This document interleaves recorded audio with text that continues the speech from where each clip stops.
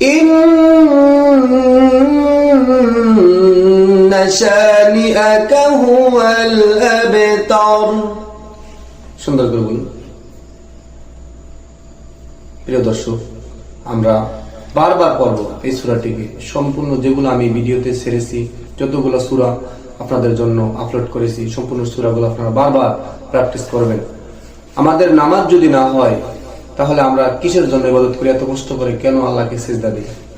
আল্লাহ তাআলার কাছে যদি আমাদের সিজদাই কবুল না হয়, কোরআনুল কারীম যদি আমরা বিশুদ্ধভাবে তেলাওয়াত না করে নামাজ আদায় করি, তাহলে আমাদের নামাজ হবে না। কারণ নামাজের ভিতরে নামাজ ভঙ্গের কারণের প্রথম কারণটি হলো নামাজে অশুদ্ধ তিলাওয়াত করা। আল্লাহ তাআলা আমাদেরকে কোরআনুল কারীমের বিশুদ্ধ তিলাওয়াত শিখার তৌফিক দান করুন। কোরআন যেন আমাদের জন্য শাফায়াত করে, আল্লাহ তাআলার কাছে সুপারিশ করে, সেই ভাগ্য আমাদের নসিব করুন। আমিন।